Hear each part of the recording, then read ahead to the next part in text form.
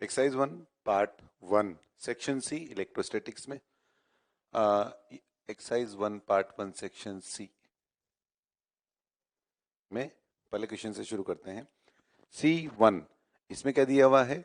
A point charge 20 microcoulomb is shifted from infinite two point P in an electric field with zero acceleration. यानी slowly लेकर के आ रहे हैं अपन इसको infinite से। और if the potential of that point is 1000 volt, और उस पॉइंट का पोटेंशियल जो है वो 1000 वोल्ट है, तो हमें पता लगाना है find out the work done by external agent against the electric field. तो work done by external agent पता लगाना है अपने को। फर्स्ट पार्ट में work done by external agent कैसे लिख सकते हैं अपन? ये लिख सकते हैं अपन delta K plus delta U. और क्वेश्चन में क्या दिया हुआ है हमको? क्वेश्चन में दिया हुआ है कि इसको अपन स्लोली लेकर के आ रहे हैं, तो इसलिए डेल्टा के की जो वैल्यू है वो 0 हो गई, और डेल्टा यू को क्या लिख सकते हैं अपन? Q into delta V. Delta V यानी V final minus V initial. और वी फाइनल का मतलब उस पॉइंट P तक आ रहे हैं अपन, और कहां से आ रहे हैं? इनफाइनाइट से, तो Q into VP minus V infinite.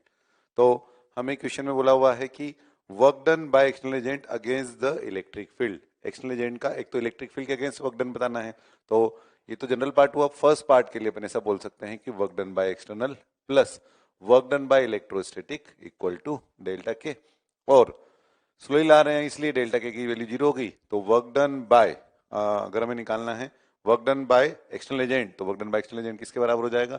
Minus of work done by electrostatic. Electrostatic ने जो वर्क डन किया उसके माइनस टाइम के बराबर। और minus of work done by conservative force को अपन क्या लिख सकते हैं? Delta U. और डेल्टा यू को क्या लिख सकते हैं अपन? Q into VP minus V infinite. ये लाइन लिख सकते हैं। तो यहां से हमें पता लगाना रह गया work done by external agent, और इसकी वैल्यू किसके बराबर हो गई? क्यू। क्यू की वैल्यू 20 माइक्रो कूलम, और उसके अलावा वीपी माइनस वी इनफाइनाइट, तो उस पॉइंट का पोटेंशियल दिया हुआ है अपने को 1000 वोल्ट, और इनफाइनाइट का पोटेंशियल अपन क्या मानते हैं? 0। तो यहां से ये माइक्रो कूलम यानी 10 की पावर -6, और ये 1000 तो कन्वर्ट हो जाएगा मिली कूलम में, तो ये हो गया अपने पास 20 मिली कूलम। 20 और वर्क डन बता रहा है 20 मिली जूल। तो फर्स्ट पार्ट था find out the work done by external agent against the electric field. तो work done by external agent against the electric field कितना हो गया? 20 मिली जूल। सेकेंड पार्ट में क्या बोला है? What is the work done by electric field. Electric field ने कितना वर्क डन किया? अब अपन यहाँ डेल्टा के 0 किया था, तो इलेक्ट्रिक फील्ड का work done minus of work done by external आ जाएगा। तो इसका मतलब जो work done by electric field है उसको अपन किसके बराबर लिख सकते हैं? Minus of work done by external, यानी माइनस ऑफ 20 मिली जूल। और इसके अलावा आगे थर्ड पार्ट में क्या दिया हुआ है? If the kinetic energy of the charge particle is found to increase by 10 millijoule. तो फर्स्ट पार्ट में तो अपन ने क्या किया था कि स्लोली इसको लेकर के आए थे। स्लोली लेकर के आए थे तो डेल्टा के की वैल्यू 0 थी, लेकिन अब थर्ड पार्ट में ये दिया हुआ है अपने को कि काइनेटिक एनर्जी कितने से चेंज हो गई है। तो काइनेटिक एनर्जी कितने से चेंज हो गई ये दिया हुआ है, तो इसके लिए फिर अपन इस बार डेल्टा के को 0 लिखने की जगह जो डेल्टा के की वैल्यू दे रखी है उसका यूज करें। तो थर्ड पार्ट के लिए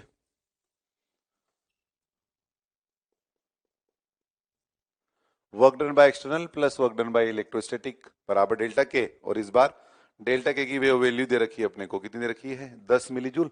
और वर्क डन बाय एक्सटर्नल, अब इस बार हमें किसका पता लगाना है थर्ड पार्ट में? Then what is the work done by external agent. External agent का वर्क डन पता लगाना है। अब वर्क डन बाय इलेक्ट्रोस्टैटिक को अपन क्या लिख सकते हैं? इस वर्क डन बाय इलेक्ट्रोस्टैटिक को लिखना है अगर अपने को, तो वर्क डन बाय कंजर्वेटिव को अपन क्या लिख सकते हैं? ये लिख सकते हैं minus of Q into delta we, और ये तो डेल्टा के चल ही रहा है, तो यहां से वर्क डन बाय एक्सटर्नल की वैल्यू किसके बराबर आ गई अपने पास? Q into delta we plus delta K. और Q इंटू डेल्टा वी की वैल्यू हमने फर्स्ट पार्ट में निकाली थी, कितनी निकाली थी वो? 20 मिली जूल। और काइनेटिक एनर्जी का चेंज कितना दिया हुआ है? 10 मिली जूल। तो टोटल मिलाकर कितना हो गया? 30 मिली जूल। तो इससे हमसे पूछा था थर्ड पार्ट में कि work done by external agent, तो work done by external agent की जो वैल्यू है वो आ गई अपने पास 30 मिली जूल। और फोर्थ पार्ट में हमसे पूछा है what is the work done by electric field in part third. Electric field का वर्क डन पूछा है, तो इलेक्ट्रिक फील्ड का वर्क डन, कंजर्वेटिव फोर्स का वर्क डन जो है वो स्लोली लेकर के आया, फास्टली इस पे डिपेंड नहीं करता, सिर्फ इनिशियल फाइनल पॉइंट पे डिपेंड करता है। इस कारण से ये वैल्यू की वही रहेगी क्यू डेल्टा वी यानी 20 मिली जूल। फोर्थ पार्ट पे value work done by electrostatic कितना हो गया? -20 मिली जूल। और फिफ्थ पार्ट में हमें बोला हुआ है if a point charge 30 microcoulomb is released at rest at point P, then find out the kinetic energy at large distance. अब अभी तो पिछले वाले पार्ट में तो क्या था कि हम इलेक्ट्रिक फील्ड के अगेंस्ट लेकर के आए थे इसको। क्वेश्चन में दिया हुआ था शुरू में कि अ point charge 20 microcoulomb is shifted from infinite two point P in electric field with zero acceleration. तो इनफाइनाइट से इधर की तरफ लेकर के आए थे अपन। तो उससे क्या था, हम जानते हैं इन the direction of electric field potential decreases, तो उधर जाने पर डिक्रीज हो रहा था, तो इधर आने पर इंक्रीज हो जाता था। तो जीरो से और इधर इस पॉइंट P का पोटेंशियल जो है वो 1000 वोल्ट हो गया इनफाइनाइट से P पर आने के दौरान।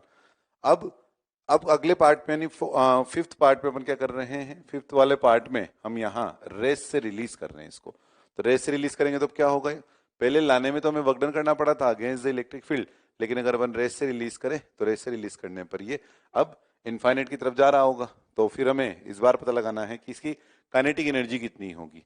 तो काइनेटिक एनर्जी की वैल्यू निकालनी है अगर, तो वर्क डन बाय इलेक्ट्रोस्टैटिक लिख दे। तो work done by electrostatic from कहां से कहां तक, from P to infinite, P to infinite के लिए। अब इलेक्ट्रोस्टैटिक का वर्क डन और एक्सटर्नल का वर्क डन किस तरह से लिखते हैं, जैसे अगर अपन पोटेंशियल के टर्म में लिखना चाहें तो वो किस तरह से लिख रहे होते हैं अपन, वर्क डन की वैल्यू। तो work done by external from A to B लिखना है अगर अपने को, और work done by electrostatic from A to B लिखना है। और इसमें work done by electrostatic A to B का ध्यान रखें अगर अपन कि इलेक्ट्रोस्टैटिक चैप्टर में अगर अपन इलेक्ट्रिक फील्ड का वर्क डन लिख रहे हैं और ए से बी की तरफ जाना है, तो इसको आप ऐसे ध्यान रख सकते हैं कि ये Q into V A minus V B आएगा, V A minus V B आएगा। तो एक्सटर्नल का वर्क डन अगर डेल्टा के जीरो के साथ लिख रहे हैं तो वो उसका माइनस टाइम आना है, तो वो कितना आ जाएगा, Q into V B minus V A. तो जैसे हमें इलेक्ट्रोसिटी का वर्क डन लिखना है P से इनफाइनाइट, तो P से इनफाइनाइट लिखना है, तो क्या बनेगा यहाँ पर Vp माइनस वी इनफाइनाइट। तो Vp माइनस वी इनफाइनाइट, और Vp माइनस वी इनफाइनाइट की वैल्यू लिखे अगर अपन, और ये तो क्योंकि हो गया Vp माइनस वी इनफाइनाइट और इंटू Q आगे है ही सही। तो Q की वैल्यू जो है वो कितना है, वो है 20 माइक्रोकुलाम, और इस 30 माइक्रोकुलाम इस बार चार्ज, तो 30 माइक्रोकुलाम। और P का पोटेंशियल हमें दिया हुआ है 1000 और इनफाइनाइट का पोटेंशियल जो है वो दिया हुआ है 0, तो यानी कितना हो गया, ये हो गया 30 मिली कुलाम, 30 मिली जूल। तो ये वर्क डन की वैल्यू हो गई। तो एक बात देख लें वापिस से दोबारा से, इसका फर्स्ट पार्ट और फिफ्थ पार्ट में क्या डिफरेंस है। तो फिफ्थ पार्ट में अपन P से इनफाइनाइट जा रहे हैं, और फर्स्ट और सेकंड पार्ट में अपन कहां पर जा रहे थे, जैसे सेकंड पार्ट में देखना चाहें तो सेकंड पार्ट में what is the work done by electric field from infinite, work done by electric field बताना है कहां से, इनफाइनाइट से P के लिए। तो अगर अपन इनफाइनाइट से P लिख रहे होंगे तो कैसे लिखेंगे इनफाइनाइट से P, वो लिखेंगे Q इंटू ए से B जा रहे हैं तो V A minus V B. देखो इलेक्ट्रोस्टैटिक्स में कैसे लिखते हैं कि दोनों में से एक ध्यान रख सकते हो, क्योंकि जो इलेक्ट्रोस्टैटिक में वर्क डन की वैल्यू लिखते हैं V A Q into V A minus V B, तो एक्सटर्नल का वर्क डन अगर स्लोली कर रहे हैं तो इसका माइनस टाइम साइन आ जाएगा, यानी वी बी माइनस वी है। तो दोनों में से अपन ने चैप्टर कौन सा पढ़ रहे हैं, इलेक्ट्रोस्टैटिक, तो इलेक्ट्रोस्टैटिक वाला ध्यान रख लिया कि इसमें सीधा सीधा आता है, यानी ए टू बी है तो V A minus V B, तो P टू इनफाइनाइट है तो Vp माइनस वी इनफाइनाइट, और इनफाइनाइट टू P है तो कैसे लिखेंगे, इलेक्ट्रिसिटी का वर्क डन लिख रहे हैं तो Q into V infinite minus Vp। और ये सेकंड पार्ट की बात कर रहा हूं मैं, सेकंड और फिफ्थ में क्या डिफरेंस है। तो फिफ्थ में P से इनफाइनाइट जा रहे थे और सेकंड में इनफाइनाइट से P। चार्ज की वैल्यू हालांकि वहां 30 माइक्रोकुलाम है और यहाँ 20 माइक्रोकुलाम है, और इनफाइनाइट का पोटेंशियल 0 और P जो है उसका पोटेंशियल कितना दिया हुआ है 1000 वोल्ट। तो इसका मतलब ये कितना हो गया यहाँ से अपने पास माइनस 20 मिली जूल। तो ये सेकंड पार्ट के लिए आंसर दोबारा से ये कंपैरिजन के हिसाब से कि इनफाइनाइट से P और P से इनफाइनाइट की वैल्यू हम किस तरह से निकाल रहे होंगे। तो ये जो अभी अपन ने क्वेश्चन किया ये C1 के अलग अलग पार्ट थे। ये है C1 वाले पार्ट में हमने क्या जाना कि एक ही लाइन ध्यान रखनी है, वर्क डन बाय इलेक्ट्रोस्टैटिक जब भी हमें लिखना है फ्रॉम ए टू बी तो Q इंटू डेल्टा वी में Q इंटू इलेक्ट्रोस्टैटिक है तो V A minus V B. अब इलेक्ट्रोस्टैटिक वाला ध्यान होगा तो एक्सटर्नल वाला अपने आप ध्यान हो जाएगा, एक्सटर्नल वाला इसका जस्ट रिवर्स, यानी क्या V B minus V A. तो क्या ध्यान रखा अपन ने, वर्क डन बाय इलेक्ट्रोस्टैटिक जो है वो Q into V A minus V B, अगर या A to B V A minus V B electrostatic के लिए, एक्सटर्नल अपने आप उसका उल्टा, यानी ए टू बी तो वी बी माइनस वी है। तो लेकिन साथ में भी ध्यान रखना है कि एक्सटर्नल का वर्क डन जो है ये वाली वैल्यू तभी के लिए है जब डेल्टा के जीरो है, अगर डेल्टा के जीरो नहीं है तो फिर इसमें प्लस डेल्टा के और जुड़ जाएगा। तो ये था क्वेश्चन नंबर C1 के अलग अलग 5 पार्ट थे इसमें।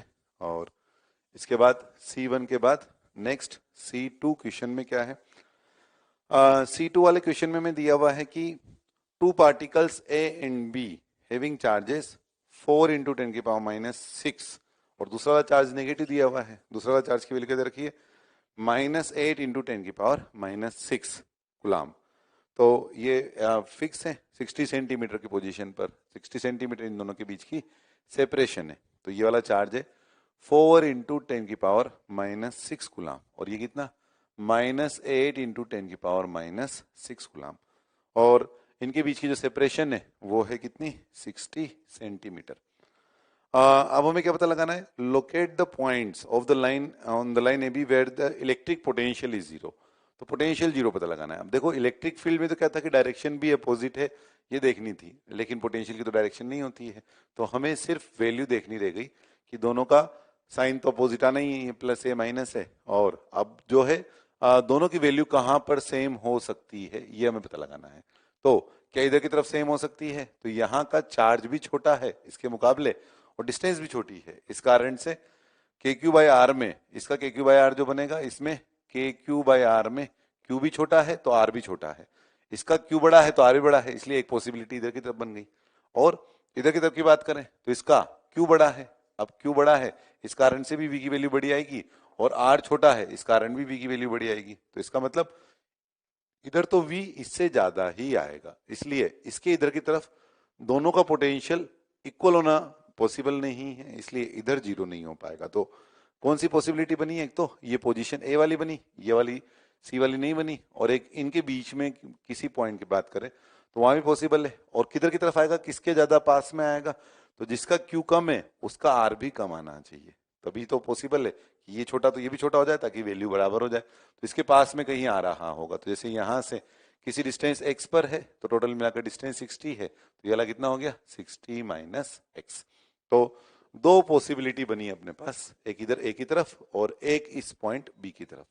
तो हमें डिस्टेंस पता लगानी है, तो पहले बी वाली पोजीशन पता लगा लें। तो बी पर पोटेंशियल जीरो करें अगर अपन, तो बी पर पोटेंशियल कैसे लिखेंगे, ये हो गया के क्यू यानी 4 × 10⁻⁶ कूलाम अपॉन आर, आर का मतलब कितना हो गया x, और इसके लिए के क्यू यानी -8 × 10⁻�6 और इक्वल कर रहे हैं, दोनों को जोड़ के जीरो के बराबर कर रहे हैं, तो इसलिए ये प्लस लगा दो बीच में और इक्वल टू जीरो, और अपॉन डिस्टेंस कितनी 60 - x।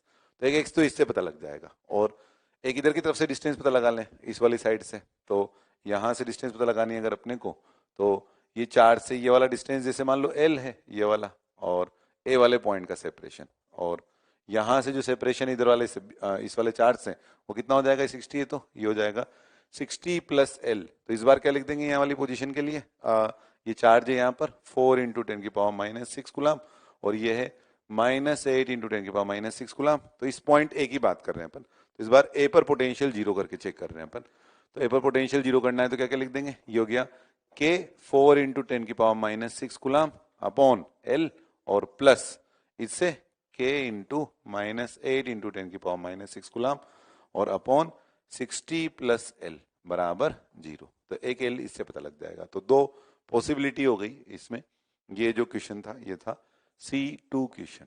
और इसके बाद नेक्स्ट C3 वाले क्वेश्चन की बात करें अगर अपन, C3 नेक्स्ट क्वेश्चन जो है उसमें शुरू करने के पहले वर्क डन बाय इलेक्ट्रोस्टैटिक लिखते हैं इस वापस से। तो वर्क डन बाय इलेक्ट्रोस्टैटिक किसी पॉइंट से किसी पॉइंट तक लिखना है, जैसे अपने को इनफाइनाइट से P लिखना है तो कैसे लिखेंगे, इलेक्ट्रोस्टैटिक का वर्क डन लिखना है तो सीधा सीधा आना है, यानी इनफाइनाइट माइनस P, तो Q into V infinite minus VP, इस तरह से लिख रहे होंगे।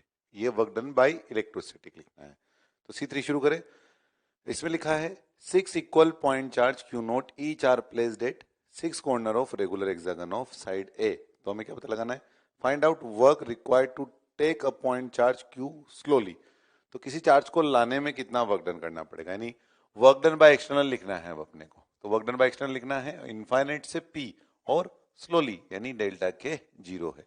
तो डेल्टा के अगर जीरो है तो इसका मतलब डेल्टा के वाली जीरो वैल्यू हो गई तो वर्क डन बाय इलेक्ट्रोस्टैटिक लिखना रह गया, और एक्सटर्नल में इसका उल्टा आना है, यानी कितना Q into Vp minus V infinite. तो हमने इलेक्ट्रोस्टैटिक वाला ध्यान रखा हुआ है कि इसमें सीधा सीधा आता है नहीं इनफाइनाइट माइनस P। तो एक्सटर्नल में अगर स्लोली किया जाए तो इसका उल्टा है नहीं Vp माइनस V इनफाइनाइट। तो इनफाइनाइट से हम चार्ज ला रहे हैं इसके सेंटर तक, तो हमें पता लगाना है कि इतना वर्क डन कितना करना पड़ेगा। तो ये हो गया अपने पास रेगुलर हेक्सागन और इसके सभी पोजीशन पर चार्ज रखे हुए हैं ऐसे, और हर एक चार्ज की जो वैल्यू है वो दे रखी है अपने को कितनी, क्यू नोट। तो हर एक चार्ज की वैल्यू हो गई क्यू नोट यहाँ पर, और इनफाइनाइट से लेकर के आ रहे हैं अपन चार्ज को, और किस चार्ज को लेकर के आ रहे हैं, हम क्यू चार्ज को लेकर के आ रहे हैं। तो इनफाइनाइट से यहाँ तक लाने में कितना वर्क डन करना पड़ेगा एक्सटर्नल एजेंट को। तो फर्स्ट वाले केस में जब हम ला रहे हैं उसको सेंटर पे, एट सेंटर, तो इसका मतलब क्या लिख देंगे, work done by external agent की value, work done by external बराबर Q into V P. P का नाम क्या हो गया, सेंटर वाली पोजीशन, तो V center minus V infinite. V infinite वाली वैल्यू जीरो हो गई, और वैल्यू डाल दे सेंटर की पोजीशन पर, कितना बनेगा क्यू इंटू, और सेंटर पे 6 चार्ज के कारण पोटेंशियल वो कितना हो जाएगा, वो हो जाएगा 6 के क्यू नोट अपॉन ए। ये हो गया work done by external agent, है ना, फर्स्ट पार्ट के लिए। ये था फर्स्ट पार्ट, और क्वेश्चन जो चल रहा है वो है C3। तो C3 के फर्स्ट पार्ट के लिए था, और इसके बाद इसके सेकंड पार्ट की बात करें तो सेकंड पार्ट में कहाँ पर आना है, इनफाइनाइट से √3 डिस्टेंस पर आना है। इस बार अपने को जिस पोजीशन तक आना है वो यहीं पर, यानी √3 है। तो ये डिस्टेंस √3 दे रखी है इस बार अपने को, यहाँ से यहाँ तक √3a। अब ये जो डिस्टेंस है ये √3 है, और सेंटर से हेक्सागन के किसी पॉइंट की जो डिस्टेंस है ये वाली, ये a है। तो ये है a और ये है √3 है। तो ये चार्ज से यहाँ की डिस्टेंस निकालना चाहें अगर अपन ये वाली, तो कितनी बनेगी, √3a से और a से, तो ये 90 डिग्री का एंगल हो गया इसमें, √3a और a में, तो ये 90 डिग्री का एंगल हो गया। तो ये वाला डिस्टेंस कितना हो गया, 2a। तो ये रेगुलर हेक्सागन ऐसे इस तरह से इस प्लेन में, तो ये डिस्टेंस कोई सी भी a इस प्लेन में, और यहाँ से डिस्टेंस √3 है, √3 है और ये a, तो ये डिस्टेंस कितनी हो गई ये वाली 2a। तो डिस्टेंस 2 है, तो इस बार वर्क डन बाय एक्सटर्नल की वैल्यू किसके बराबर हो जाएगी, वर्क डन बाय एक्सटर्नल बराबर q इंटू, और v एट √3a डिस्टेंस, यानी इस पॉइंट p की बात करें तो q एट vp, vp में वैल्यू डालें तो कितना बन गया, हो गया k q naught upon 2a। कितने चार्ज है टोटल 6, तो इसलिए 6 टाइम्स, और माइनस इनफाइनाइट का 0।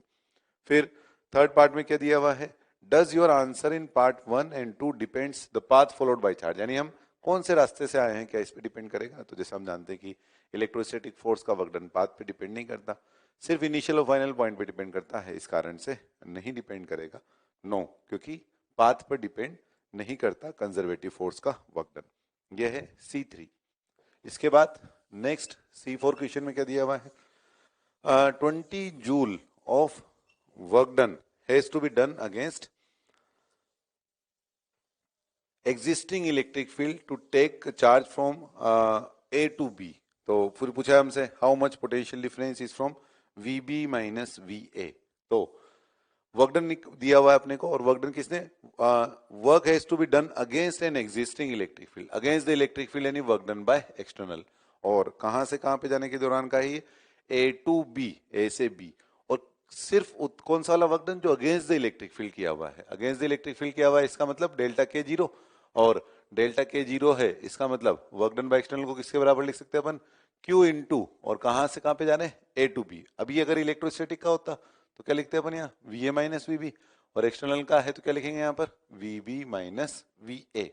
तो हमें एक्सटर्नल का वर्क डन दिया हुआ है, कितना दिया हुआ है एक्सटर्नल का वर्क डन, 20 जूल, और इक्वल टू Q, Q की वैल्यू जो है वो दे रखी है 0.05 कूलाम, और इंटू VB माइनस VA। तो हमें क्या क्वेश्चन में पता लगाना है, VB माइनस VA की वैल्यू ही पता लगानी है। तो इसको अपन लिख सकते हैं क्या, 5/100, और ये इसे 4 बार कैंसिल हो गया, 100 उधर गया तो कितना हो गया, ये हो गया 400। C5 क्वेश्चन में क्या दिया हुआ है, charge of 8 milli coulomb is located at the origin, origin पे 8 मिली कूलाम चार्ज रखा हुआ है, और calculate the work done by external agent in taking a small charge. एक स्मॉल चार्ज क्यू को अपन ले जा रहे हैं कौन से पॉइंट से कौन से पॉइंट पे, from point A two point B और वाया पॉइंट C। अब जिस पॉइंट से ले जा रहे हैं C से उसका तो फर्क नहीं पड़ेगा, क्योंकि इलेक्ट्रोस्टैटिक फोर्स के वर्क डन को पाथ से फर्क पड़ता नहीं है, केवल इनिशियल और फाइनल पॉइंट से ही फर्क पड़ता है। तो हमें क्या पता लगाना है, किसका वर्क डन पता लगाना है, calculate the work done by external agent, और एक्सटर्नल एजेंट का वर्क डन पता लगाना है और किसके against is taking a charge from point A to point B. तो वर्क डन पता लगाना है अपने को एक्सटर्नल एजेंट का, और कहां से कहां पे ले जाने के लिए, from point A to point B, A से बी की तरफ। तो ए से बी की तरफ ले जा रहे हैं और इस दौरान एक चार्ज जो ओरिजिन पे रखा हुआ है 8 मिली कूलम, वो सोर्स हो गया एक तरह से, और जिसको हम लेकर के जा रहे हैं पॉइंट ए से पॉइंट बी पर, पॉइंट ए से पॉइंट बी की तरफ जो हम लेके जा रहे हैं, उस चार्ज की वैल्यू है Q, स्मॉल क्यू नाम दे उसको, इसको कैपिटल क्यू नाम दे देते हैं, स्मॉल क्यू नाम दे अगर अपन इसको, तो यह है -2 इंटू 10 की पावर -9 कूलम, यह है स्मॉल क्यू चार्ज। तो वर्क डन बाय एक्सटर्नल लिखना है, तो इलेक्ट्रोस्टैटिक होता तो क्या लिखते हैं अपन, VA माइनस VB, और एक्सटर्नल है तो क्या लिखेंगे अपन, Q इंटू और VB minus VA, VB minus VA। तो जिस चार्ज Q को हम लेकर के जा रहे हैं वो दिया हुआ है, और A और B की डिस्टेंस लिखें अगर अपन यहाँ से, ये डिस्टेंस हो जाएगी यहाँ से ये वाली RA, और ये वाली जो डिस्टेंस है हो जाएगी कितनी, RB। तो RA और RB की वैल्यू लिखना चाहे तो RA कितना है, A वाली पोजीशन वो है 0.03 पर, तो ये हो गया 0.03 मीटर, और बी वाली पोजीशन लिखना चाहे तो कितना है, वो है 0.04 मीटर। तो ये हो गया अपने पास Q into V B minus V A, तो ये हो गया के Q upon R B minus K Q upon R A, और कैपिटल क्यू की वैल्यू में दे रखी है, स्मॉल क्यू की वैल्यू में दे रखी है, आर ए और आर बी में पता है, तो इससे हमें वर्क डन बाय एक्सटर्नल की वैल्यू पता लग जाएगी ए से बी में। ये जो क्वेश्चन दिया कि अपन ने, ये कौन सा था, C5 वाले में एक्सटर्नल एजेंट का वर्क डन निकाला। इसके बाद नेक्स्ट C6 में क्या दिया हुआ है अपने को, C6 में positive charge Q 50 microcoulomb is located in the XY plane at a fix position vector R nought, और ये जो चार्ज रखा हुआ है Q 50 माइक्रोकूलम वाला, वो जिस पोजीशन पे रखा हुआ है वो दिया हुआ है R नोट 2i, और पोजीशन दे रखी 2i प्लस 3j, और फिर हमें क्या पता लगाना है, find the electric field intensity vector and its magnitude at a point 8 comma -5। तो इलेक्ट्रिक इंटेंसिटी वेक्टर यानी इलेक्ट्रिक फील्ड की वैल्यू पता लगानी है, तो सोर्स चार्ज जो रखा हुआ है Q, वो है वैल्यू उसकी 50 माइक्रोकूलम, और जिस पोजीशन पे रखा हुआ है वो उसका कोऑर्डिनेट कितना 2,3, और जहां में आंसर पता लगाना है वो पोजीशन कौन सी है, उसे अगर अपन ए बोले तो ये है 8 कोमा -5। तो यहां से यहां के लिए अगर अपन पोजीशन वेक्टर निकालें आर वेक्टर, तो आर वेक्टर क्या बन जाएगा, R vector equal to 8 minus 2i cap यानी 6i cap -5 minus 3j cap यानी कितना -8j cap. Magnitude of are लिखना चाहें तो कितना हो जाएगा 10। अब हमें क्या पता लगाना है फर्स्ट पार्ट में इलेक्ट्रिक फील्ड की वैल्यू पता लगानी है, तो इलेक्ट्रिक फील्ड कैसे लिखेंगे, पॉइंट चार्ज के कारण E बराबर K Q R vector upon R cube, R vector और आर क्यूब की वैल्यू जो है वो अपने यहां से डाल देंगे। और फिर बी पार्ट में क्या दिया हुआ है, बी में दिया हुआ है work done by external agent in moving a charge 10 microcoulomb, तो एक चार्ज Q 10 माइक्रोकूलम को सेकंड पार्ट में, ये जो क्वेश्चन चल रहा है वो है C6, तो इसके सेकंड पार्ट में 10 माइक्रोकूलम चार्ज को हमें लेकर के जाना है कहां से कहां पर, फ्रॉम 8,6 टू 4,3। तो जिस पोजीशन से लेकर के जाना है उसको अगर अपन बी नाम दे देते हैं, तो बी पोजीशन का कोऑर्डिनेट दिया हुआ कितना 8,6 से, और कहां पे ले जा रहे हैं अपन इसको, टू द पॉइंट, सी नाम दे दें इसको, तो 4,3 पर लेकर के जा रहे हैं।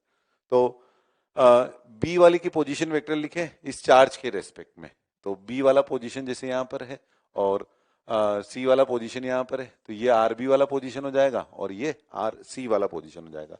तो आर बी वाला पोजीशन लिखें अगर अपन और आर सी वाला पोजीशन लिखें, तो आर बी वाला पोजीशन क्या हो गया, इसका कोऑर्डिनेट कितना है 8,6, और 8,6 से तो कितना हो गया 8 माइनस 2 यानी कितना 6i केप, और 6 माइनस 3 यानी कितना 3j केप, और सी वाले के लिए पोजीशन लिखें तो ये कोऑर्डिनेट कितना है ये वाला 4,3, तो कितना हो जाएगा 4 माइनस 2 यानी 2i केप और प्लस 3 माइनस 3 यानी 0j केप।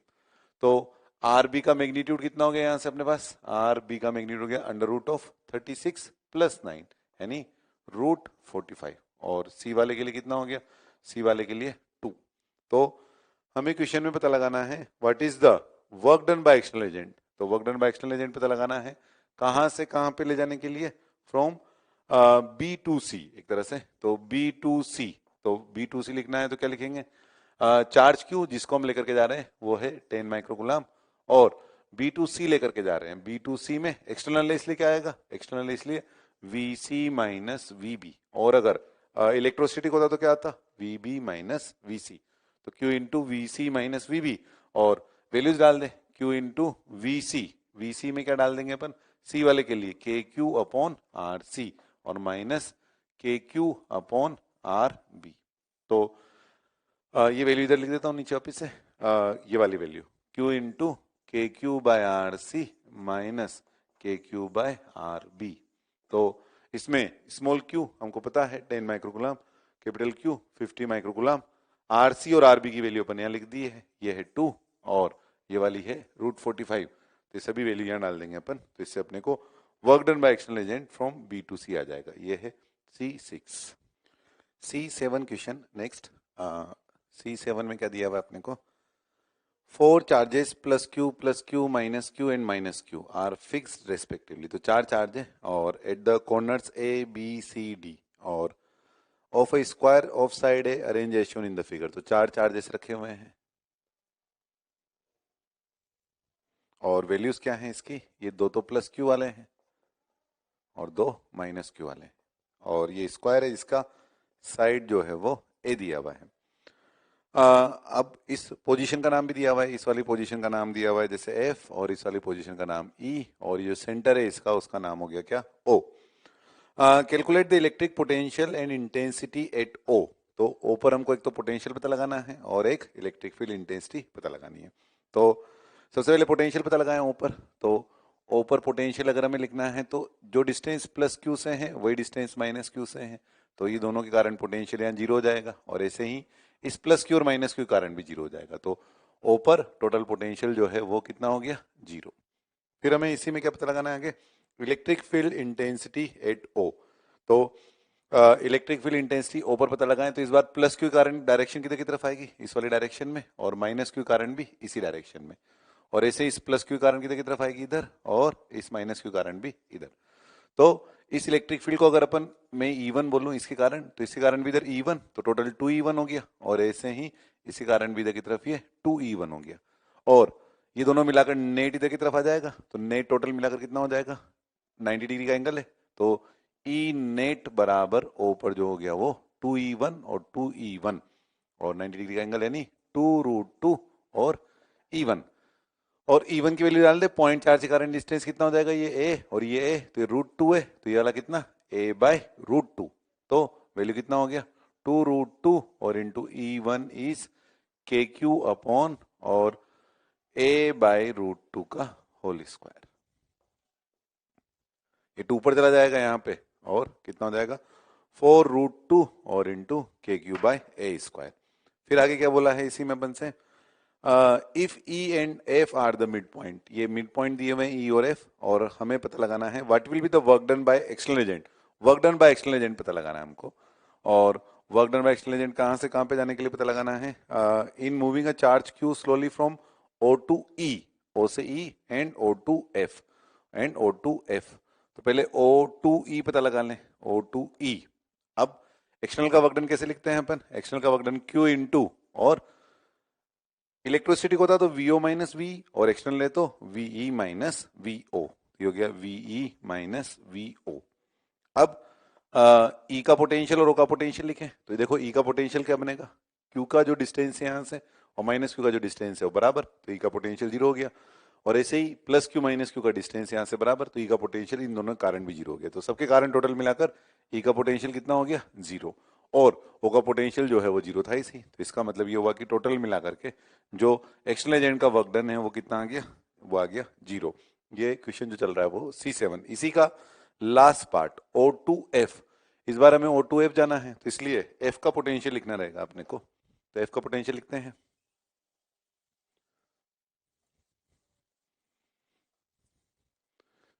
तो F का पोटेंशियल कितना बनेगा, F की डिस्टेंस देखें, F की डिस्टेंस इससे और इससे, इन दोनों से, ये वाली डिस्टेंस कितनी है a/2, तो कितना बना ये, दोनों माइनस क्यू के लिए, के माइनस क्यू, और माइनस इधर ले लेते हैं, और दो चार्ज इसलिए माइनस टू के क्यू, और अपॉन डिस्टेंस कितनी, a बाई टू। और इस वाले से डिस्टेंस कितनी बनेगी, ये वाली डिस्टेंस, तो यहां से ये डिस्टेंस लिखनी है अपने को, ये वाली, तो ये डिस्टेंस a बाई टू और ये है a, तो a square plus a square by four, यानी 5a स्क्वायर बाई फोर, यानी रूट 5a बाई टू, ये डिस्टेंस ये वाली यहां से यहां तक की, और ये डिस्टेंस भी है ये रूट 5a बाई टू। तो f वाले पॉइंट का जो पोटेंशियल है बाकी बचे हुए दो चार्ज के कारण प्लस टू के क्यू, और डिस्टेंस हो गई रूट 5a बाई टू। ये f का पोटेंशियल हो गया। o का पोटेंशियल हमने ऑलरेडी लिखा हुआ है, कितना था, 0। तो हमें work done by external agent बताना है, और कहां से कहां पर जाने के लिए बताना है, O2F। तो O2F एक्सटर्नल एजेंट का वर्क डन लिख रहे हैं तो क्या लिखेंगे, Q into VF minus VO। External का जब भी लिखते हैं तो बाद वाला माइनस पहले वाला आता है, और इलेक्ट्रोस्टैटिक का जब भी लिखते हैं तो पहले वाला माइनस बाद वाला आता है। तो हमने एक ही ध्यान रख ले, इलेक्ट्रोस्टैटिक्स में पहले वाला, तो ऑब्वियसली फिर एक्सटर्नल में बाद वाला। तो अपने पास अब VF भी है, VO भी है, वो दोनों यहाँ डाल देंगे, तो इससे हमें एक्सटर्नल एजेंट का वर्क डन पता लग जाएगा। ये है C7। इसके बाद नेक्स्ट क्वेश्चन C8 में क्या दिया हुआ अपने को, C8 में अ point charge Q is distributed over two concentric hollow sphere of radius r and capital R such that the surface charge densities are equal. तो find the potential at the common center. common center पे potential पता लगाना है। तो next जो question है अपना ये है C8, और इसमें a charge Q is distributed over two concentric hollow sphere. तो two concentric hollow sphere जो हैं उसमें एक की रेडियस है स्मॉल r और दूसरे की रेडियस जो है वो है कैपिटल R। इसका सेंटर हो गया, और टोटल मिलाकर जो चार्ज है वो कितना डिस्ट्रीब्यूट किया है, Q। तो उसमें से मान लो इधर Q1 दिया अपन ने और ये Q2 दिया, तो Q जो दिया है वो किसके बराबर हो गया, Q1 प्लस Q2 के। और किस तरह से, such that surface charge density equal, तो दोनों का सिग्मा 1 बराबर सिग्मा 2 दिया हुआ है, तो सिग्मा 1 की वैल्यू लिखें तो कितना बनेगा, ये हो गया Q1 upon 4 pi into small r square, और Q2 लिखें तो Q2 upon 4 pi into capital R square. या यहां से ऐसा बोल सकते हैं अपन कि Q1 अपॉन Q2 किसके बराबर हो गया, 4 पाई तो कैंसिल हो गया, और ये हो गया small r square upon capital R square. ये Q1 बाई Q2 का रेशो आ गया। और इसी से अगर अपन Q1 लिखना चाहें तो Q1 की वैल्यू किसके बराबर हो जाएगी, Q1 बराबर हो जाएगा R स्क्वायर के रेशो में डिस्ट्रीब्यूट करना है, तो R square upon R square plus R square, और इंटू टोटल चार्ज कितना है, Q1 plus Q2 that is Q। और ऐसे ही Q2 की वैल्यू लिखना चाहें तो Q2 कितना बन जाएगा, Q2 equal to capital R square upon R square plus R square और इंटू Q। ये Q2 का वैल्यू हो गया। इस तरह से अपने पास Q1 और Q2 दोनों पता लग गए। अब हमें क्वेश्चन में क्या पता लगाना है, find the potential at the common centre. Common centre का पोटेंशियल पता लगाना है। कॉमन सेंटर यानी ये वाला, अब अंदर पोटेंशियल लिखना होता है वाला स्फीयर के अंदर, तो क्या पोटेंशियल होता है, अंदर वही पोटेंशियल होता है जो उसकी सरफेस पर होता है। तो कितना बना, के Q1 अपॉन स्मॉल r, और इसके लिए भी अंदर की तरफ पोटेंशियल यानी के Q2 अपॉन कैपिटल R। अब अपने पास Q1 और Q2 दोनों है, ये उठा के यहाँ डाल देंगे, तो इससे अपने को सेंटर पर पोटेंशियल पता लग जाएगा। तो इसमें के की वैल्यू के अलावा Q1 Q2 की वैल्यू यहाँ से डाल देंगे। तो ये है C8। और इसके बाद नेक्स्ट C9 में क्या दिया हुआ है, C9 में two uniformly charge concentric hollow sphere of radius r and 2r are connected, charged, and the inner sphere has a charge 1 microcoulomb and the outer sphere has a charge 2 microcoulomb of the same sign. The potential is 9000 volt at a point P at a distance 3r from the common center. What is the value of r? तो r की value में पता लगानी है। Next question C9 में, तो two uniformly charge concentric hollow sphere, तो concentric hollow sphere है, और ये बना दिया अपने दो कॉन्सेंट्रिक होलो स्फीयर, और रेडियस जो है वो क्या दिया हुआ है, इसकी रेडियस r और इसकी रेडियस 2r। चार्ज है और इनर स्फीयर का जो चार्ज है वो कितना है, 1 माइक्रोकुलाम, और आउटर स्फीयर का चार्ज कितना है, 2 माइक्रोकुलाम। और फिर हमें पूछा है the inner sphere charge is 1 microcoulomb, the potential is 9000 volt at the point P at a distance 3r from the common center O। तो O से 3r डिस्टेंस पर P पॉइंट का पोटेंशियल हमको दिया हुआ है। तो P पॉइंट का पोटेंशियल अगर हमें लिखना है तो दोनों के लिए बाहर है, दोनों के लिए बाहर है, तो दोनों ही सेंटर वाली पोजीशन पर आ जाएंगे। तो K और into 1 microcoulomb upon 3r plus K और 2 माइक्रोकुलाम अपॉन 3R। और ये जो पोटेंशियल की वैल्यू दे रखी है अपने को वो कितनी दे रखी है, ये दे रखा है 8000 वोल्ट, 9000 वोल्ट। और हमें क्या पूछा क्वेश्चन में, अब what is the value of R, R की वैल्यू पता लगानी है। तो इस पूरी लाइन में जो नोन है अपने को वो क्या है, आर, तो इससे हमें आर की वैल्यू पता लग जाएगी। ये है C9। इसके बाद नेक्स्ट C10 में क्या दिया हुआ है अपने को, C10 क्वेश्चन में in front of a uniformly charge infinite non conducting sheet, एक इनफाइनाइट नॉन कंडक्टिंग शीट है और चार्ज डेंसिटी सिग्मा और surface charge density sigma, a point charge q naught is shifted slowly from a to b, a से b की तरफ shift किया और b और a में b बढ़ा दिया हुआ है a से, तो यहां से यहां तक की तरफ हम q naught को स्लोली शिफ्ट कर रहे हैं, स्लोली शिफ्ट। और if the work done by external agent is w, external agent का वर्क डन w है, तो फिर हमसे पूछा है find out the relation between the given parameters.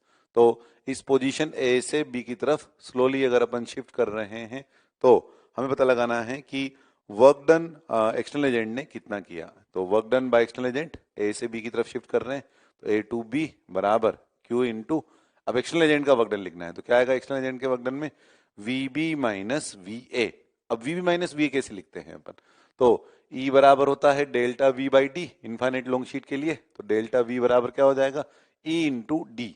और साइन के साथ लिखना चाहें तो हम जानते हैं कि इन the direction of electric field, ये इलेक्ट्रिक फील्ड की डायरेक्शन हो गई, तो in the direction of electric field potential decreases, यानी ए और बी में से किसका पोटेंशियल ज्यादा आएगा, ए का।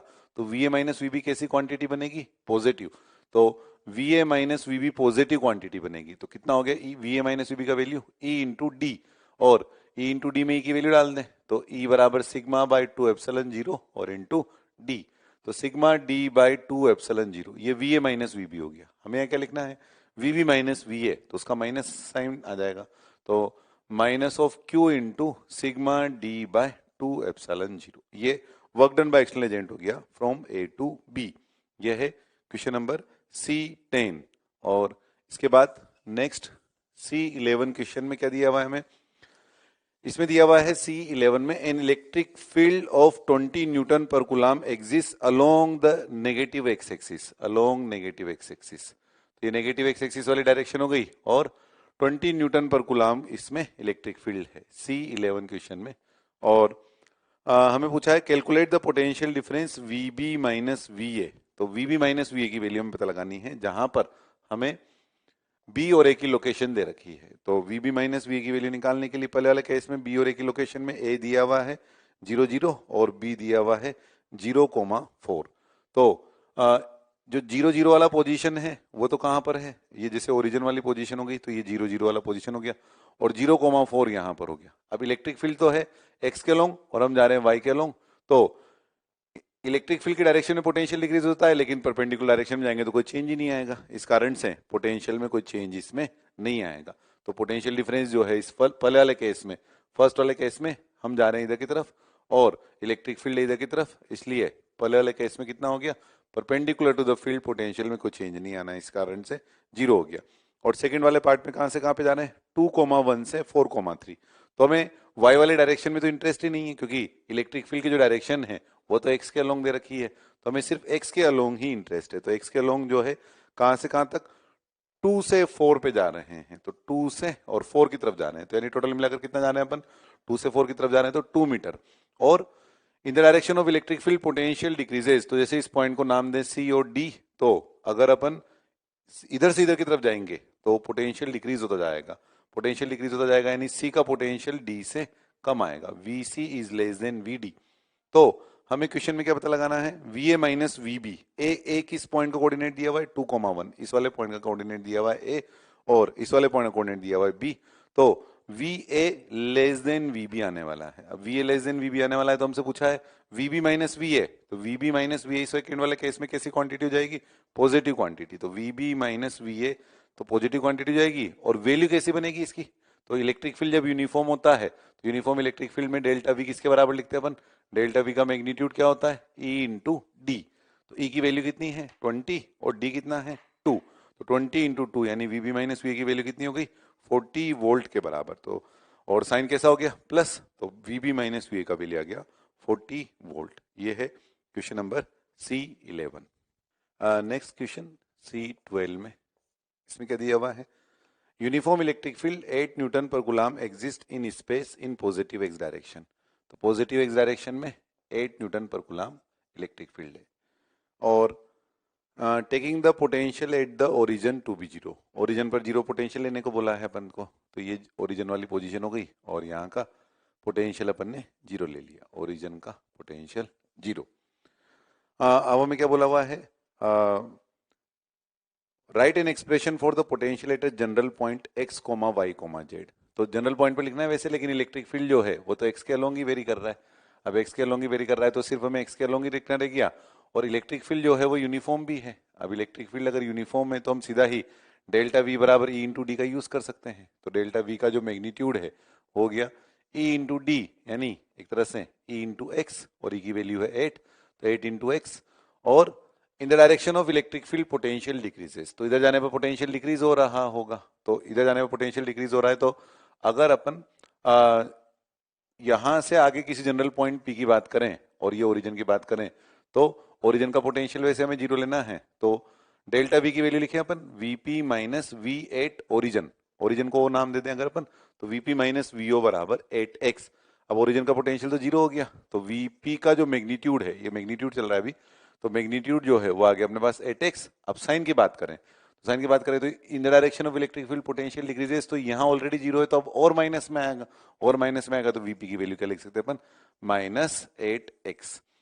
इसी को अपन ऐसे इंटीग्रेशन के टर्म में भी लिख सकते हैं चाहे तो। इंटीग्रेशन के टर्म में कैसे लिखें, E बराबर minus dV by d r, तो dV बराबर minus of E into d r, और minus of E into d r में लिमिट लगा दें यहाँ पे, तो लिमिट लगाए तो कहां से कहां तक की लिमिट लगेगी, E की वैल्यू है 8, dr का नाम हो गया dx, और इसका नाम हो गया dv, और x बराबर जीरो का जो पोटेंशियल है वो कितना, जीरो, और किसी जनरल पोजीशन x का पोटेंशियल v निकला है, तो कैसे लिखेंगे, v माइनस जीरो बराबर माइनस 8x, तो v बराबर कितना हो गया, माइनस 8x। ये तो वेरिएबल के लिए भी यूज कर सकते हैं, लेकिन कांस्टेंट के लिए हम सीधा e इंटू डी का भी यूज कर सकते हैं। ये है इसका ए पार्ट, C12 का ए।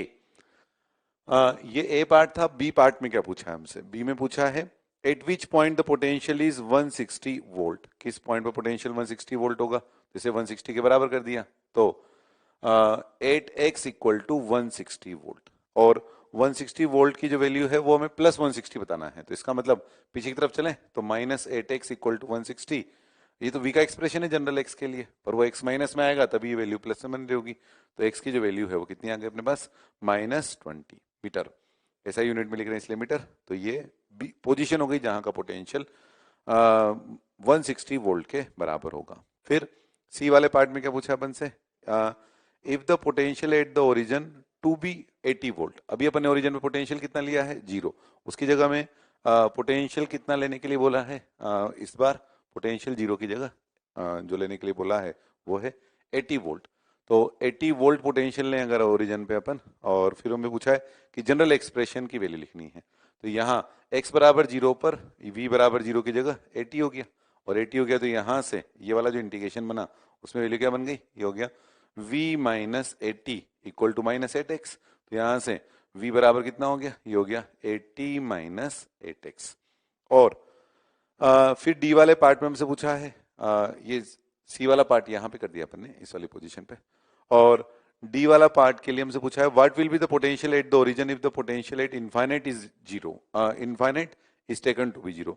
तो अगले वाले केस में हम इनफाइनाइट पे पोटेंशियल जीरो लेना चाहते हैं, तो अगर इनफाइनाइट वाली पोजीशन पर पोटेंशियल जीरो लेते हैं तब हमें ओरिजिन पर पोटेंशियल की वैल्यू पता लगा के बतानी है, तो इसी वाला एक्सप्रेशन में डाल दे, तो इसी वाला एक्सप्रेशन में क्या बन जाएगा, ये है dv इक्वल टू माइनस 8 और इंटू dx, और इसमें x बराबर इनफाइनाइट वाली पोजीशन का जो पोटेंशियल हमें दिया हुआ है वो कितना, वो जीरो, तो हमें पता लगाना है कि x बराबर जीरो का पोटेंशियल क्या होगा, तो ये हो गया v, और ये 8, और ये जीरो माइनस इनफाइनाइट यानी माइनस इनफाइनाइट, तो v बराबर कितना हो गया, इनफाइनाइट। तो इसका मतलब पोटेंशियल की जो वैल्यू बनी वो डी वाले पार्ट के लिए, ये डी वाला पार्ट उसके लिए वो कितना हो गया, इनफाइनाइट।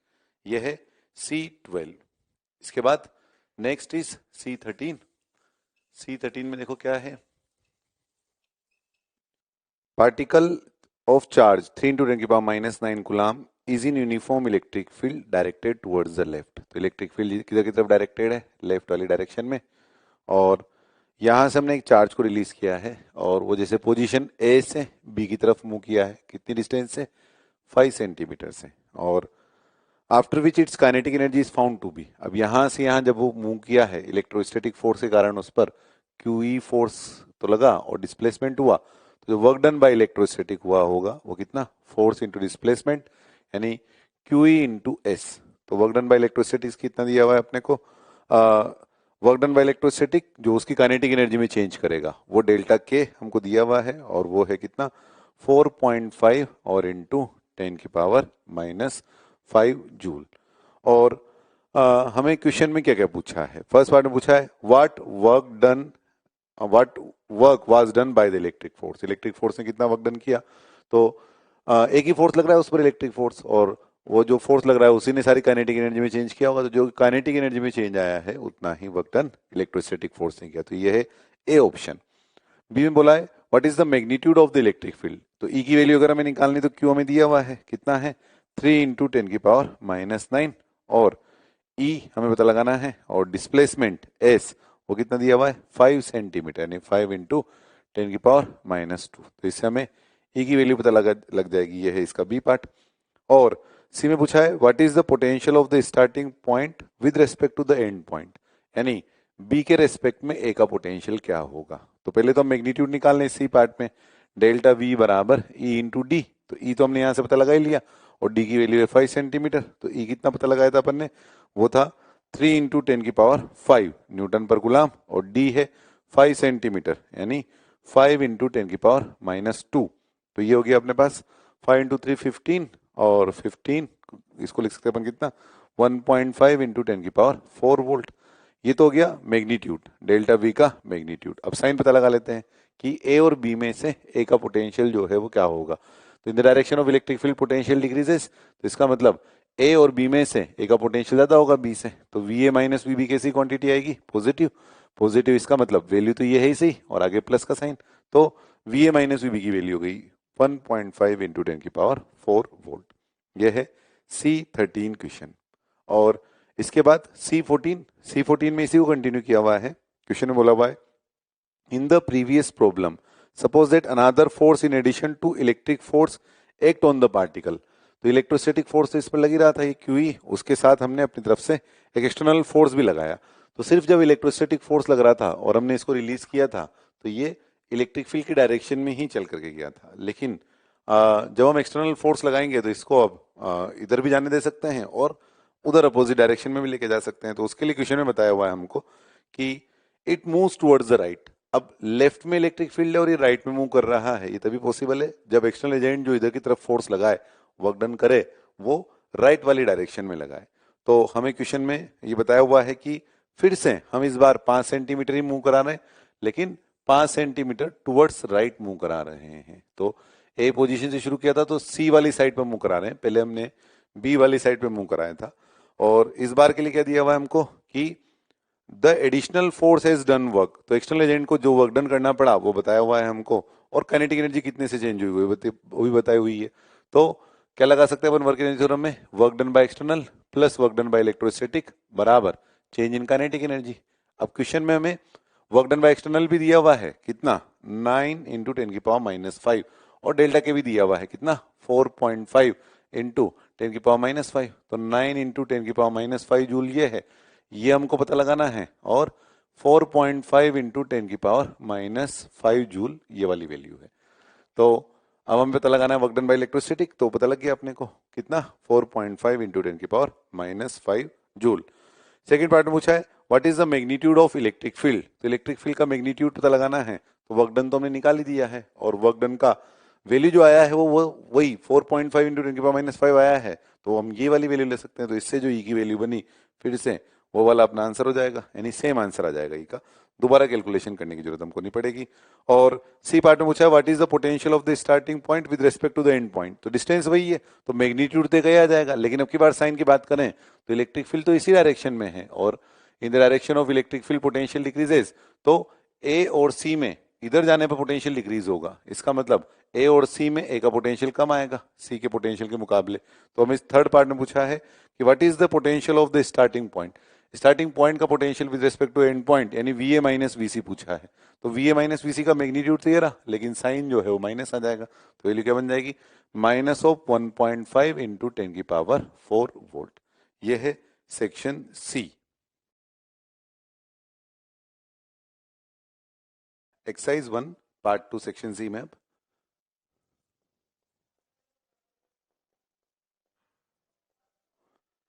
C1 से शुरू करते हैं। तो C1 क्वेश्चन में क्या दिया हुआ है, at a certain distance from a point charge, किसी पॉइंट चार्ज से किसी डिस्टेंस r पर किसी पॉइंट p पर पोटेंशियल दिया हुआ है और इलेक्ट्रिक फील्ड दिया हुआ है। तो v की वैल्यू दे रखी है कुछ 500 वोल्ट 3000 वोल्ट।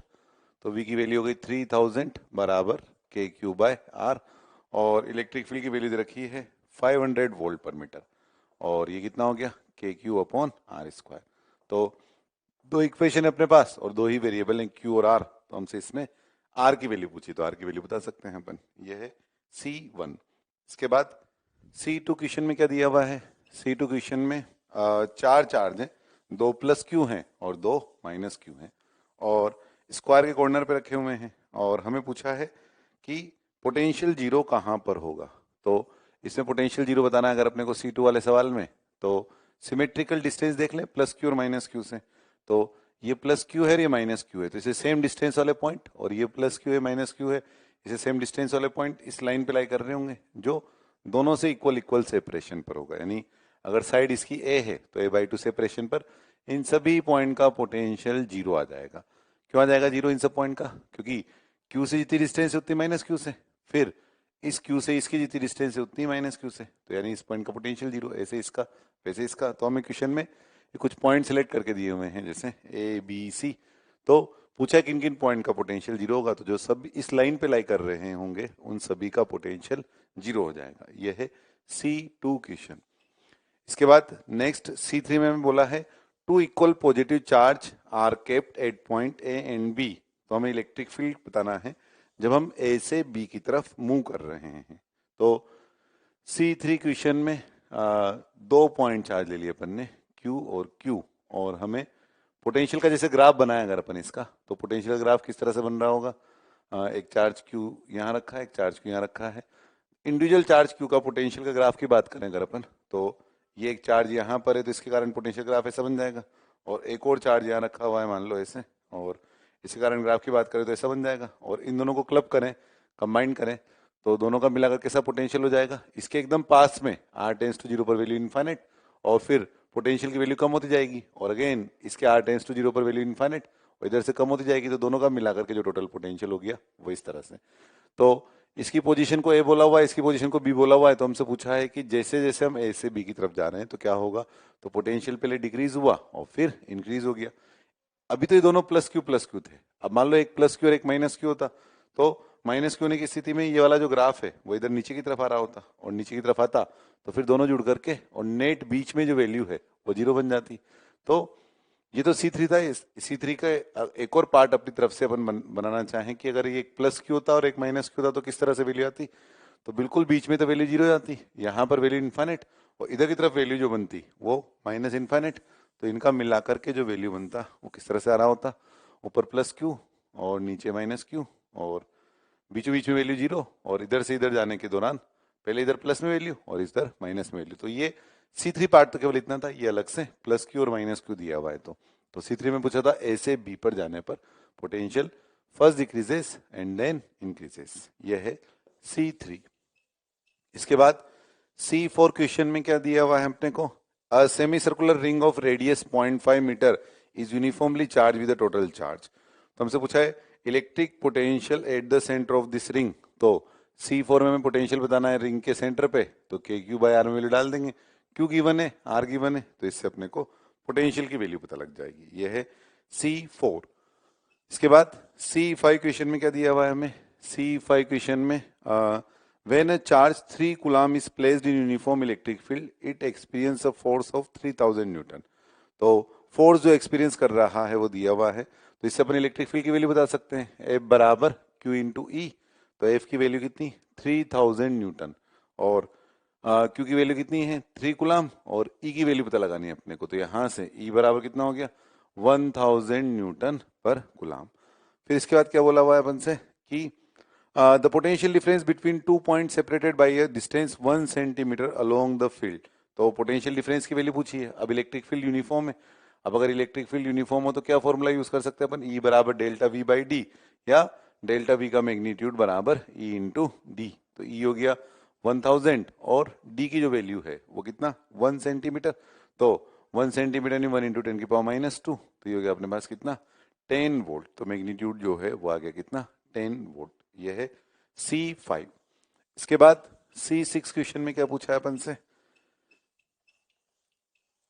C6 की बात करें अगर अपन तो a 5 coulomb charge experience a constant force 2000 Newton when moved between 2 point separated by distance 2 centimetre. तो जो कांस्टेंट फोर्स वो एक्सपीरियंस कर रहा है वो है 2000 न्यूटन। अगेन F बराबर QE का यूज करके और क्यू की फोर्स की वैल्यू दे रखी है और डिस्टेंस दिया हुआ है 2 सेंटीमीटर मूव करा रहे हैं तब। तो पोटेंशियल डिफरेंस की वैल्यू हमें पता लगानी। तो पहले तो ई पता लगा लिया अपन ने। तो क्यू की वैल्यू है 5 कूलम और यहाँ से ई की वैल्यू पता लग गई अपने को। ई बराबर हो गया 2000 बाई 5 यानी कितना 400 न्यूटन पर कूलम। अब हमें पूछा हुआ है कि पोटेंशियल डिफरेंस की वैल्यू पता लगानी है। तो अगेन डेल्टा वी बराबर ई इंटू डी। ई इंटू डी में हो गया 400 न्यूटन पर कूलम और इंटू डी 2 सेंटीमीटर यानी 2 इंटू 10 की पावर -2 यानी कितना हो गया 8 वोल्ट। पोटेंशियल डिफरेंस की वैल्यू आ गई 8 वोल्ट। ये है C6। C7 नेक्स्ट क्वेश्चन में इसमें दिया हुआ है the kinetic energy which an electron acquires when accelerated through a potential difference. तो हमें ध्यान रखना है कि कोई भी क्यू चार्ज को v पोटेंशियल डिफरेंस से एक्सेलरेट करते हैं अगर तो उसकी जो काइनेटिक एनर्जी है उसमें जो चेंज आ जाएगा डेल्टा ऑफ के is Q into delta we. तो इसमें इलेक्ट्रॉन के बारे में बात चल रही है और जितने पोटेंशियल डिफरेंस एक्सेलरेट किया वो है 1 वोल्ट। तो चार्ज का नाम है 1 इलेक्ट्रॉन और पोटेंशियल डिफरेंस की जो वैल्यू है वो है 1 वोल्ट।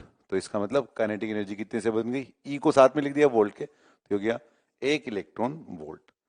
फिर C8 क्वेश्चन में दिया हुआ है potential difference between point A and B in the uniform electric field. तो यूनिफॉर्म इलेक्ट्रिक फील्ड में पोटेंशियल डिफरेंस की बात कर रहे हैं। तो in the direction of electric field potential decreases और potential change along the electric field ही होगा, परपेंडिकुलर टू द फील्ड में कोई चेंज आता नहीं है। तो अलोंग द इलेक्ट्रिक फील्ड वाली जो डायरेक्शन है इस वाले क्वेश्चन में वो कौन सी है, बी। तो effective separation along the electric field की जो वैल्यू हो गई वो हो गई बी, ये हो गया मैग्नीट्यूड। तो डेल्टा वी बराबर कितना हो गया E into B. C9 theoretical सवाल है, हम जानते हैं कि इक्वी पोटेंशियल सरफेस जो है वो हमेशा 90 डिग्री पर इंटरसेक्ट करती है। और C10 क्वेश्चन वापस यही वाला हो जाएगा। C10 वाले क्वेश्चन में क्यू चार्ज को v पोटेंशियल डिफरेंस से एक्सेलरेट करते हैं तो उसकी kinetic energy Q delta v से बढ़ जाती है। तो क्यू चार्ज को इस बार जो पोटेंशियल डिफरेंस एक्सेलरेट किया उसका नाम दिया हुआ है कैपिटल V और चार्ज का नाम दिया हुआ है Q और फाइनल मोमेंटम पूछा है। तो यहां से हमें काइनेटिक एनर्जी पता लग गई Q इंटू वी और काइनेटिक एनर्जी को अपन किसके बराबर लिख सकते हैं, काइनेटिक एनर्जी को हम लिख सकते हैं P स्क्वायर बाय 2m। तो यहां से P स्क्वायर बराबर हो गया अपने पास 2m इंटू क्यू वी। तो P बराबर कितना हो गया under root of 2m into Q V. ये P की वैल्यू आ गई। मोमेंटम बताना था अपने को। यह है C10 और इसके बाद C11 में क्या पूछा है अपन से, if a uniformly charge spherical shell of radius 10 centimeter has a potential V at a distance 5 centimeter from the center, then the potential at a point a distance 15 centimeter। तो 15 centimetre पर potential पूछा है centre से। तो C11 की बात कर रहे हैं अपन। तो C11 में uniformly charge spherical shell of radius 10 centimetre. तो 10 सेंटीमीटर इसकी रेडियस है और potential at a distance 5 centimetre from its centre. तो यहां से 5 सेंटीमीटर दूर पर पोटेंशियल लिखना है। तो अंदर वही पोटेंशियल होता है जो उसकी सरफेस पर होता है। तो के क्यू बाई आर में जो आर की वैल्यू है वो कितनी 10 सेंटीमीटर। सेंटीमीटर को मीटर में कन्वर्ट कर लेंगे जरूरत पड़ी तो। और हमें पूछा है अब इसके बाद then the potential at a point 15 centimetre. अब यहाँ से 15 सेंटीमीटर की डिस्टेंस वाले पॉइंट पे पूछा है यानी डी पर निकालें। तो डी पर पोटेंशियल क्या हो जाएगा के क्यू अपॉन स्मॉल आर और स्मॉल आर की जो वैल्यू है वो है कितना 15 सेंटीमीटर, और ए पर पोटेंशियल कितना दिया हुआ था अपने को, ए पर पोटेंशियल की वैल्यू वी दे रखी थी, तो यहां से हम के क्यू की वैल्यू बता सकते हैं। के क्यू कितना हो गया यहाँ से 10 सेंटीमीटर इंटू वी, तो यहाँ डाल दिया ये के क्यू की वैल्यू उठा करके और यहाँ पे डाल दिया अपन ने, तो ये हो गया 10 सेंटीमीटर इंटू वी, ये हो गया के क्यू और अपॉन 15 सेंटीमीटर। तो डी पर पोटेंशियल निकालना है अगर अपने को, तो सेंटीमीटर कैंसिल हो गया और ये हो गया अपने पास कितना 2v/3, ये पोटेंशियल की वैल्यू हो गई। यह है C11। इसके बाद C12 में क्या पूछा है, hollow uniformly charge sphere of radius r has radius r। तो C12 में यूनिफॉर्मली चार्ज होलो स्फीयर है और इसकी जो रेडियस है वो है क्या r के बराबर। मान लो इसमें चार्ज जो है वो q है, तो if the potential difference between its surface and a point eight a distance 3r from the centre, तो सेंटर से 3r डिस्टेंस पर कोई पॉइंट की बात करें, जैसे मान लो उसका नाम a दें और ये सेंटर वाला पॉइंट है c, तो इन दोनों के बीच में पोटेंशियल डिफरेंस की जो वैल्यू है, पोटेंशियल डिफरेंस v के बराबर है, तो v पोटेंशियल डिफरेंस हो गया डेल्टा v। कहाँ कहाँ का पोटेंशियल डिफरेंस, एक तो सेंटर का और एक इस पॉइंट a का, तो के क्यू बाय आर और के क्यू बाय 3r। तो ये वैल्यू किसके बराबर दे रखी है अपने को v के, और यहाँ से के क्यू बाय आर तो कॉमन आ गया और 1 माइनस 1/3 से कितना हो गया 2/3, तो के क्यू बराबर कितना हो गया 3vr/2, ये के क्यू की वैल्यू हो गई अपने पास। इसके बाद हमें क्वेश्चन में क्या पूछा है, हमें पता लगाना है then the electric field intensity at a distance 3r from the centre, तो 3r डिस्टेंस पर यानी पॉइंट ए पर इलेक्ट्रिक फील्ड की वैल्यू पता लगानी, तो क्या लिख सकते हैं इलेक्ट्रिक फील्ड को के क्यू अपॉन 3r का होल स्क्वायर। अब के क्यू की वैल्यू यहां से डाल दे अपन, के क्यू की वैल्यू यहां से डाले तो कितना हो गया 3vr/2, ये तो हो गया के क्यू और अपॉन 3r का स्क्वायर यानी कितना 9r स्क्वायर। तो यहां से ये हमें ई की वैल्यू पता लग गई इन टर्म्स ऑफ v, ये 3 बार कट गया 6 नीचे आ गया, तो कितना हो गया v/6r। यह है C12। इसके बाद C13 में क्या बोला है अपन से, होलो स्फीयर जिसकी रेडियस 5 सेंटीमीटर है और यूनिफॉर्मली चार्ज है, इसके सरफेस का पोटेंशियल दिया हुआ है 10 सेंटीमीटर, तो अंदर का पोटेंशियल पूछा है। तो C13 वाले क्वेश्चन में जो पोटेंशियल सरफेस का दिया हुआ है अंदर का पूछा है, तो जो अंदर का पोटेंशियल होगा वो सरफेस के बराबर होगा, तो V inside is equal to V surface, और वो किसके बराबर हो जाएगा जो दिया हुआ है अपने को, यानी कितना 10 वोल्ट, तो 10 वोल्ट के बराबर पोटेंशियल हो गया। यह है C13। इसके बाद C14 क्वेश्चन में क्या दिया हुआ है, C14 में charge plus Q is fixed at point, तो चार्ज प्लस क्यू कुछ पोजीशन पे रखा हुआ है, कहाँ कहाँ पर x नोट पर, 3x नोट पर, 5x नोट पर और इनफाइनाइट तक, और ऐसे ही माइनस क्यू रखा हुआ है कहाँ पर 2x नोट पर, 4x नोट पर और 6x नोट पर, अगेन इनफाइनाइट तक। तो x नोट जो है वो पॉजिटिव कांस्टेंट दिया हुआ है, और टेक द पोटेंशियल, पोटेंशियल की वैल्यू भी दे रखी है क्यू बाय आर, तो हमसे पूछा है पोटेंशियल एट द ओरिजिन, तो इस सिस्टम पर ओरिजिन पर पोटेंशियल पता लगाना है अपने को। तो C14 क्वेश्चन में ये है x बराबर 0 और x बराबर x note, 2x note, 3x note, ऐसे अलग अलग पोजीशन, और इन पर जो चार्ज रखा हुआ है इन अलग अलग पोजीशन पर वो क्या क्या रखा हुआ है, x नोट वाली पोजीशन पर तो प्लस क्यू रखा हुआ है, तो ये हो गया प्लस क्यू, फिर यहाँ प्लस क्यू, फिर आ गया आप इस 5x नोट पर प्लस क्यू इस तरह से, और 2x नोट 4x नोट पर क्या चार्ज रखा हुआ है माइनस क्यू, तो यहाँ रखा हुआ है इस वाली पोजीशन पर माइनस क्यू, यहाँ पर रखा हुआ है माइनस क्यू इस तरह से। अब हमें ओरिजिन का पोटेंशियल पता लगाना है कि ओरिजिन का पोटेंशियल कितना होगा, तो यहाँ से इस प्लस क्यू के लिए कितना हो गया के क्यू बाय एक्स नोट, फिर आगे अगले वाले के लिए माइनस क्यू, तो के minus Q upon 2x note, फिर इसके बाद आगे K Q by 3x naught, K minus Q by 4x naught and so on, इस तरह से जोड़ते जाएं इसको, और इसमें से कुछ कॉमन आ रहा हो तो कॉमन ले लें, तो कितना कॉमन आ गया के Q upon x not common आ गया, तो क्या हो गया अपने पास 1 minus 1/2 plus 1/3 minus 1/4 and so on. अब ये वाली वैल्यू लिखनी है अपने को, तो ये वाली वैल्यू के लिए अपने को ln 1 प्लस एक्स का एक्सपेंशन पता होना चाहिए, मैथमेटिक्स में आप जानते होंगे ये x minus x square by 2 और plus x cube by 3 minus x4/4 and so on, ये ln 1 प्लस एक्स का एक्सपेंशन। तो इसमें अगर अपन x की जगह 1 डाल देते हैं यहाँ पे तो ln2 बन जाएगा ये, तो ln2 की जो वैल्यू है वो कितनी बन जाएगी यहाँ से, इसमें अगर अपन x बराबर 1 डाल देते हैं तो x बराबर 1 डालने पर ln2 का जो वैल्यू बन जाएगा वो कितना हो जाएगा, ये हो जाएगा यहाँ से 1 minus half plus 1/3 minus 1/4, 1 minus half plus 1/3 minus 1/4 and so on. तो ये हो गया 1 माइनस हाफ प्लस 1/3 यानी ln2। तो ये बन गया अपने पास KQ/x0 और इनटू ln2। तो हमें इसमें पोटेंशियल की वैल्यू लिखनी थी और के को लिख दिया अपन ने 1/4 पाई एप्सिलॉन 0। तो पोटेंशियल की वैल्यू यानी इसके करस्पॉन्डिंग ऑप्शन हो गया कौन सा, डी। ये है C14। तो ये सेक्शन सी।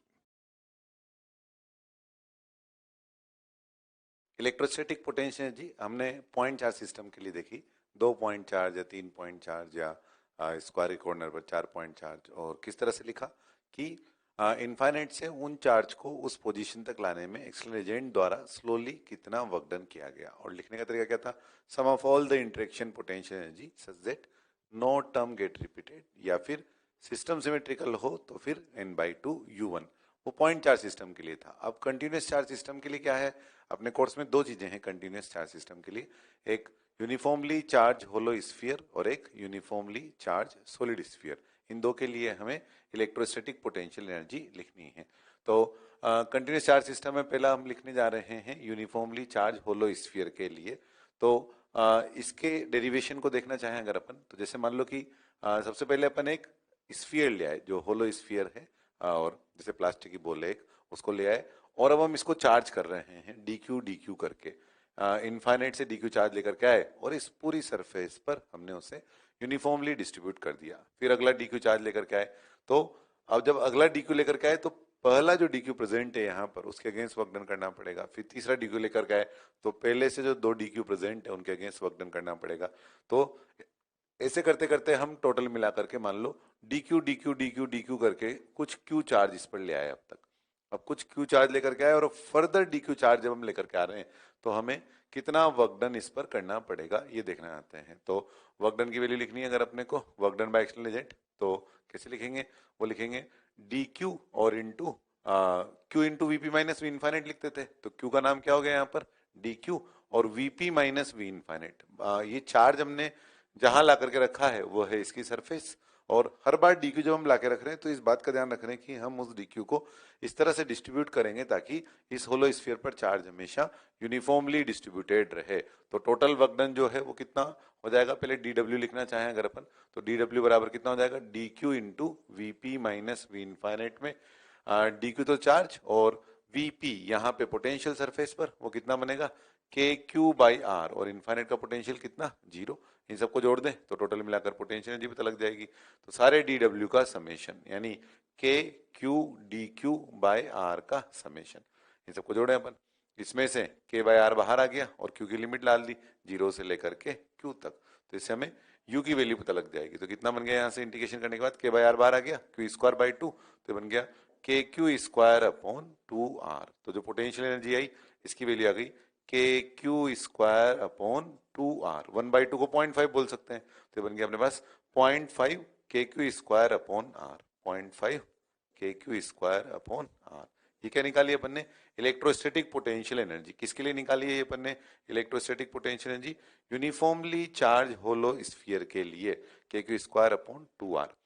अब क्या है कि जैसे दो चार्ज एक दूसरे से Q1 Q2 R सेपरेशन पर थे, तो इनकी जो पोटेंशियल एनर्जी आई थी K Q2 upon small r, इसे हमने इंटरेक्शन पोटेंशियल एनर्जी कहा था। इस वाले को हमने इंटरेक्शन पोटेंशियल एनर्जी कहा था। अब इसमें क्या है कि यहाँ तो केवल एक ही चार्ज है, यहाँ तो क्या Q2 और Q1 के बीच इंटरेक्शन के कारण एनर्जी है, उसे हमने interaction potential energy simply potential energy कहा था, लेकिन वो इंटरेक्शन के कारण था। अब ये वाली जो पोटेंशियल एनर्जी है इसमें तो एक ही जना है केवल, ये खुद ही वाला स्फीयर, फिर इसके पास जो एनर्जी है वो किस कारण से है, इस पर अपने ही बाकी लोग इस पर फोर्स लगा रहे हैं, इस होलो स्फीयर पर जिस पर टोटल चार्ज Q और रेडियस इसकी R है, इसकी पोटेंशियल एनर्जी किस कारण से है, इस होलो स्फीयर पर इसी के बाकी dq, इस dq पर बाकी ये सब dq फोर्स लगा रहे हैं, यानी अपने ही अपनों पर फोर्स लगा रहे हैं, यानी अपनों के द्वारा फोर्स लगाया गया। इस कारण से इस पोटेंशियल एनर्जी को हम सेल्फ एनर्जी भी बोल देते हैं, self energy.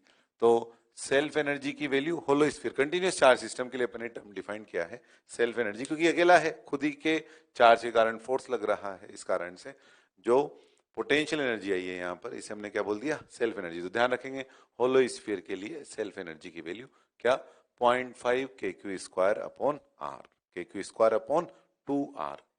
Uniformly charge hollow sphere के लिए self potential energy, uniformly charge solid non conducting sphere के लिए सेल्फ पोटेंशियल एनर्जी निकालना आता है। अपन अकेला है ये वाला, इसलिए खुद के कारण खुद की एनर्जी जो है वो सेल्फ पोटेंशियल एनर्जी। तो एक सॉलिड स्फीयर नॉन कंडक्टिंग, अभी हमने जो भी पढ़ा है वो सारे नॉन कंडक्टर ही हैं।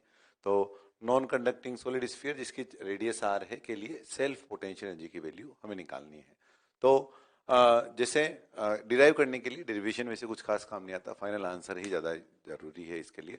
तो डेरिवेशन देखना चाहें अगर अपन इसका, तो इस बार क्या है कि पहले से हम एक सॉलिड स्फीयर ला करके और उसको डीक्यू डीक्यू चार्ज इसलिए नहीं दे सकते क्योंकि वो जो डीक्यू चार्ज हम ला करके रखेंगे उसे कहाँ रखेंगे, यहाँ वाली पोजीशन पर या यहाँ वाली पोजीशन पर, हमें उसका एड्रेस पता होना जरूरी, क्योंकि जो वर्क डन हम करेंगे उसमें जो पोटेंशियल की वैल्यू लिखेंगे डीक्यू इंटू वीपी, उसमें v कहाँ का आना है ये पता होना जरूरी है हमको। तो इसलिए अपने क्या है, होलो स्फीयर में तो अपन पहले एक बॉल ले आए थे, यानी एक होलो स्फीयर ले आए थे और फिर डीक्यू डीक्यू करके चार्ज दे रहे थे, क्योंकि हमें पता था कि जो भी चार्ज दे रहे हैं वो कहाँ पर आ रहा है, उसके सरफेस पर। अब सरफेस पर आ रहा है तो सरफेस का पोटेंशियल तो हमको पता था, लेकिन यहाँ तो सारा चार्ज सरफेस पर नहीं आना है, अंदर भी आना है, और अंदर जो आना है उसमें अंदर किस पोजीशन पर ला करके उस चार्ज को रखा है उस पर हमें वर्क डन जो किया है वो डिपेंड कर रहा होगा कि कहाँ ला करके रखा है, वो एड्रेस पता होना जरूरी है अपने को। इसलिए पहले से ही एक सॉलिड स्फीयर ला करके और उसको चार्ज देने की जगह हम ऐसा कर रहे हैं कि स्फीयर बनाते जाएंगे और उसको चार्ज करते जाएंगे। यानी पहले हमने डीएक्स रेडियस की स्फीयर बनाई, फिर और डीएक्स, फिर और डीएक्स, ऐसे करके स्फीयर बनाते जाएंगे, फिर उसको चार्ज कर दिया, फिर अगली लेयर बनाई, फिर उसको चार्ज कर दिया, फिर अगली लेयर बनाई, फिर उसको चार्ज कर दिया। तो हमें क्या है, इससे इससे हमें पता रहेगा कि हमने जो चार्ज ला करके रखा है वो कहाँ पर ला कर रखा है। यानी किस तरह से कर रहे हैं अपन कि मटेरियल की लेयर बनाते जा रहे हैं, फिर उसको चार्ज करते जा रहे हैं, फिर मटेरियल की लेयर बनाई, फिर उसको चार्ज करते जा रहे हैं। तो जैसे मान लो कि अपन ने डीएक्स रेडियस से शुरुआत करी, DX two DX three DX करते करते अब तक हम एक्स रेडियस तक का स्फीयर बना चुके हैं और इसमें कुछ स्मॉल क्यू चार्ज अब तक आ चुका है। अब फर्दर नेक्स्ट डीएक्स विड्थ के लिए और हम इसको सरफेस बनाया अपन ने और उस पर चार्ज दिया, तो अब की बार जो चार्ज उस पर आया वो है अगर डीक्यू, तो ये डीक्यू चार्ज कहाँ ला करके रखा है अपन ने, वो इसकी सरफेस पर ला कर रखा है, इसलिए हमारे को वो एड्रेस पता है कि कहाँ ला के रखा है, तो हमारे लिए वर्क डन निकालना आसान रहेगा। तो पोटेंशियल एनर्जी अगर हमें लिखनी है तो यानी इंटीग्रल ऑफ डी डब्ल्यू, और इंटीग्रल ऑफ डी डब्ल्यू का मतलब क्या हो जाएगा, D Q into VP minus V infinite, और वीपी का मतलब कहाँ ला करके रखा है अपन ने, किस पोजीशन पे ला के रखा है चार्ज को, सरफेस पर। तो सरफेस वाली वैल्यू लिखते हैं तो यू बराबर और डी क्यू और इंटू वीपी, वीपी यानी सरफेस का पोटेंशियल, वो कितना हो जाएगा के क्यू अपॉन, और अब तक कितनी रेडियस तक बना चुके हैं इसको अपन, एक्स तक, और बढ़ाते बढ़ाते कहां तक लेके जाना है इसको अपने को, आर तक, आर वाली रेडियस तक।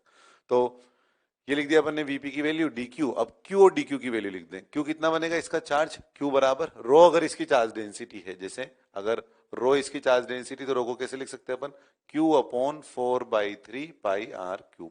तो यूनिफॉर्म चार्ज डेंसिटी, तो उसकी मदद से अपन इतने पोर्शन का क्यू चार्ज लिख सकते हैं। तो कितना बनेगा इसका क्यू चार्ज, क्यू बराबर rho into 4/3 pi into x cube. और dx लिखना चाहें तो dx के लिए या तो इसी का डिफरेंशिएशन कर दो, dx बराबर, और यहाँ क्या बन जाएगा 3x स्क्वायर, और यहाँ dq बाई dx कर रहे हैं अपन, तो यहाँ बना 3x स्क्वायर, और फिर उस dx को इधर की तरफ भेज दो। या फिर ऐसा करो, इसका एरिया कैसे लिखेंगे, एरिया सरफेस एरिया है 4πx स्क्वायर और विड्थ कितनी है dx, तो एरिया कितना हो जाएगा 4πx स्क्वायर इंटू dx। तो dq बाई dx करते अगर आप, तो क्या बनता है dq बाई dx में, q का डिफरेंशिएशन x के रेस्पेक्ट में हो गया रो इंटू 4/3 पाई और x क्यूब का 3x स्क्वायर, और ये 3 कैंसिल हो गया और कितना बन गया रो 4πx स्क्वायर इंटू dx। और सीधे लिखना चाहें dq तो कैसे लिखते हैं dq, रो चार्ज डेंसिटी और इंटू ये जो पोर्शन है ये वाला पोर्शन, इसका एरिया कितना बनता हुआ area 4πx square into dx, ये बन गया अपने पास dq। इस dx को इधर भेजने पर भी ऐसे कैसे dq बन रहा था, तो ये है अपने पास dq और ये है अपने पास q, ये q और dq दोनों वैल्यू उठा करके डाल दो q और dq, तो इससे अपने को u की वैल्यू पता लग जाएगी। और x की लिमिट कहां से कहां तक डाल देंगे, 0 से लेकर के r तक, इससे और इंटीग्रेशन करेंगे, और रो जो बन रहा है यहाँ पर, ये रो जो आ रहा है उस रो की जगह क्या डाल देंगे q upon 4/3 pi are cube. तो इसके इंटीग्रेशन के बाद जो वैल्यू आ जाएगी वो कितनी, इंटीग्रेशन करके मैं सीधा आंसर लिख देता हूँ, ये बन जाएगा 3/5 K Q square by R, that is 0.6 kq square upon r। तो इसको सेल्फ एनर्जी बोल रहे हैं अपन। तो self energy of solid non conducting uniformly charge sphere के लिए जो बनी है वो है 0.6 kq स्क्वायर बाय r। अच्छा, होलो स्फीयर के लिए क्या बनी थी? 0.5 kq स्क्वायर बाय r। इसके लिए कितनी बनी है? 0.6 kq square by r। Charge दोनों पे सेम है, होलो और सॉलिड पे, लेकिन इसमें 0.1 एक्स्ट्रा आई है। तो वो एक्स्ट्रा क्यों आई है? एक्स्ट्रा आने का कारण क्या रहा? होलो स्फीयर में तो क्या है, हमें सरफेस तक ही चार्ज करना था, लेकिन सॉलिड स्फीयर में हमें सरफेस तक लाने के बाद अंदर वाली पोजीशन पर भी चार्ज करना है। और अंदर जो है इलेक्ट्रिक फील्ड जो पहले से चार्ज आ चुका होगा उसके अगेंस्ट, इलेक्ट्रिक फील्ड के अगेंस्ट जब हम वर्क डन करेंगे एडिशनल, तो कुछ ना कुछ वर्क डन एक्स्ट्रा करना पड़ रहा होगा। तो होलो स्फीयर के बाहर आप जानते हो, होलो स्फीयर के बाहर जो इलेक्ट्रिक फील्ड है और सॉलिड स्फीयर के बाहर जो इलेक्ट्रिक फील्ड है उसका फॉर्मूला एक जैसा होता है अगर चार्ज एक जैसा हो तो इनफाइनाइट से सरफेस तक दोनों का वर्क डन सेम आएगा। इसका मतलब 0.5 kq स्क्वायर बाय r। लेकिन इसमें सरफेस के बाद तो कहीं जाना नहीं है, लेकिन इसका सरफेस से अंदर ले जाने का जो एडिशनल खर्चा आया, एडिशनल वर्क डन हुआ, वो कितना हो गया? 0.1 kq स्क्वायर बाय एडिशनल। और टोटल वैल्यू कितना हो गया? Self energy 0.6 kq square by r है ना। और ये नॉन कंडक्टिंग स्फीयर के लिए तो दो फॉर्मूले अपने को याद करने रह गए कंटिन्यूअस चार्ज सिस्टम में, एक होलो स्फीयर के लिए और एक सॉलिड स्फीयर के लिए। होलो स्फीयर के लिए क्या? 0.5 kq स्क्वायर बाय r, और सॉलिड स्फीयर के लिए क्या? 0.6 kq square by r self potential energy. एक होलो स्फीयर दिया हुआ है और चार्ज की रेडियस r है और यूनिफॉर्मली चार्ज है होलो स्फीयर, और हमें इलेक्ट्रोस्टैटिक फोर्स के अगेंस्ट जो वर्क डन करना पड़ेगा, सिर्फ इलेक्ट्रोस्टैटिक वाला हिस्सा बताना है, work done bye required by external agent against the electrostatic force, against the electrostatic force, केवल वो वाला हिस्सा बताना है जो इलेक्ट्रोस्टैटिक फोर्स के अगेंस्ट किया गया है ना। तो इलेक्ट्रोस्टैटिक फोर्स के अगेंस्ट कितना वर्क डन करना पड़ेगा, इसकी रेडियस को r से r/2 जब किया गया उस दौरान, कौन सा वाला हिस्सा बताना है? केवल जो इलेक्ट्रोस्टैटिक फोर्स के अगेंस्ट किया गया, उसमें भी रिक्वायर्ड माना सिर्फ उतना ही जितनी आवश्यकता है। तो 12 चैप्टर में जब भी work done by external agent की जरूरत हो, रिक्वायरमेंट हो, तो अपन जो फॉर्मूला यूज करते हैं वो है delta K plus delta U, और डेल्टा के की वैल्यू 0, रिक्वायर्ड शब्द आ गया इसलिए तो डेल्टा यू लिखना चाहें तो you final minus U initial. Electrostatic वाले वर्क डन का हिस्सा निकालना है तो इलेक्ट्रोस्टैटिक पोटेंशियल एनर्जी लिखें, तो इलेक्ट्रोस्टैटिक पोटेंशियल एनर्जी क्या बनेगी? You final. तो होलो स्फीयर है तो ये एक ही होलो स्फीयर है, पहले इसकी रेडियस r थी, अब इसकी रेडियस r/2 जब हो गई है तो उस दौरान एक्सटर्नल एजेंट को इलेक्ट्रोस्टैटिक फोर्स के अगेंस्ट जो वर्क डन करना पड़ा वो हिस्सा लिख रहे हैं अपन। तो यू फाइनल लिखना चाह रहे हैं तो सेल्फ एनर्जी के लिए क्या फॉर्मूला लिखा था अपन होलो स्फीयर के लिए? kq square upon 2r radius, और यू फाइनल में, यू इनिशियल में भी ऐसे kq square upon 2r radius. तो फाइनल रेडियस जो है वो है r/2, इनिशियल रेडियस जो है वो है r, तो 2 पर चला जाएगा तो यहाँ कितना हो गया? 2 kq square by 2r minus kq square by 2r। इसका मतलब कितना बच गया? kq square upon 2r। तो ये है work required by external agent. दो होलो स्फीयर दिए हुए हैं, चार्ज Q1 Q2 के, और रेडियस उनकी R1 R2 है, और उन दोनों के सेंटर के बीच की डिस्टेंस स्मॉल r है, और हमें क्या पता लगाना है? सिस्टम की टोटल एनर्जी। तो देखो, जब अकेला होलो स्फीयर था तब हमने उसकी सेल्फ एनर्जी लिखी थी, 2 पॉइंट चार्ज थे तब हमने उसकी इंटरेक्शन एनर्जी लिखी थी। अब क्या है कि दो चार्ज एक दूसरे से कुछ r सेपरेशन पर हैं, यानी कोई भी dq चार्ज अपने ही चार्ज के द्वारा भी फोर्स एक्सपीरियंस कर रहा होगा और उन चार्ज से भी फोर्स एक्सपीरियंस कर रहा होगा। इसका मतलब इस बार सेल्फ एनर्जी भी होगी और इंटरेक्शन एनर्जी भी होगी। तो सेल्फ और इंटरेक्शन दोनों एनर्जी हमें लिखनी है। तो वो कैसे लिखें? तो अगर अपन स्टेप वाइज लिखना चाहें इसको कि पहले अपन इसको चार्ज करने में कितना वर्क डन करना पड़ेगा, तो दो तरीके से हम इसको सोच सकते हैं। पहला तरीका तो ये है कि हम पहले से दो होलो स्फीयर ले आए और फिर उनको एक एक करके चार्ज कर दें, और दूसरा तरीका ये है कि दोनों को पहले इनफाइनाइट से चार्ज करके यहाँ पर लेकर के आए। तो दोनों तरीके करके देखते हैं, फिर कौन सा मेथड अच्छा पड़ेगा अपने को उसका यूज कर लेंगे। तो पहले मेथड में हम क्या है, पहले में हमने दो होलो स्फीयर लिया है, एक होलो स्फीयर ये लिया है और एक होलो स्फीयर ये वाला लिया है, और अभी इन पर चार्ज नहीं है। अब हम एक एक करके इनको चार्ज कर रहे हैं। तो पहले हमने इसको चार्ज किया, अब जब हमने इसको चार्ज किया तब तक तो इस पे चार्ज था नहीं, तो इसके होने और नहीं होने का तो फर्क नहीं पड़ रहा है, इसलिए जो वर्क डन हमको करना पड़ा वो सिर्फ इसकी सेल्फ एनर्जी के बराबर। तो यू टोटल अगर अपन लिखना चाह रहे हैं तो सिर्फ इसकी सेल्फ एनर्जी के बराबर का वर्क डन करना पड़ा, यानी कितना? kq1 square upon 2r1। फिर अब जब इसको चार्ज कर रहे हैं अपन तो इसको चार्ज करने के दौरान क्या है, इसको चार्ज करने के दौरान अब ऑलरेडी जो यहाँ चार्ज प्रेजेंट है उसके अगेंस्ट भी तो वर्क डन करना पड़ेगा। तो दोनों के सेंटर के बीच की डिस्टेंस r है और dq dq करके अब तक अपन इसको q चार्ज दे चुके हैं और अब फर्दर dq चार्ज लेकर के आ रहे हैं। तो उसके लिए जो वर्क डन हमें करना पड़ेगा वो कितना, dq इंटू वीपी। तो dq तो चार्ज और vp यानी यहाँ का पोटेंशियल। अब यहाँ का जहां dq लेकर के आया ना वहां पोटेंशियल इसके कारण तो होगा ही और उसके कारण भी होगा। तो कितना बनेगा ये वाला पोटेंशियल, के क्यू अपॉन आर। ये तो इसी कारण और उसी कारण पोटेंशियल कितना वो बनेगा के क्यू वन। बाहर वाले पार्ट के लिए इसको उठा के सेंटर पर रख सकते हैं, पॉइंट चार्ज की तरह हो जाएगा। तो के क्यू वन अपॉन आर और इंटीग्रेट कर देंगे कहां से कहां तक, 0 से लेकर R2 तक। तो ये कितना हो गया यहाँ से, ये हो गया अपने पास के Q one square upon 2R1 plus यहाँ से के बाय आर बार आ गया, क्यू डी क्यू का क्यू टू स्क्वायर बाई 2 हो गया। तो यानी कितना बन गया के क्यू टू स्क्वायर और अपॉन R2 इसका जब पोटेंशियल लिखा अपन ने तो इसकी रेडियस R2 के बराबर थी इसलिए यहाँ पर R2 और यहाँ से Q1 तो बाहर आ जाएगा, K बाहर आ जाएगा और के Q1 बाहर आने के बाद के Q1 बाय R बाहर आने के बाद डी को इंटीग्रेशन Q2 हो जाएगा। तो कितना हो गया के Q1 Q2 upon small r। ये हो गया इसका total potential energy, you total की वैल्यू हो गई अपने पास। ये इसको आप ऐसे देख सकते हैं कि इसकी सेल्फ एनर्जी प्लस इसकी सेल्फ एनर्जी प्लस इन दोनों के बीच की इंटररिएक्शन एनर्जी यू सेल्फ वन, इसको ऐसे बोल सकते हैं आप you self one plus you self two plus you interaction between 1 and 2, ये यू टोटल एनर्जी होगी। इसका फर्स्ट मेथड हुआ।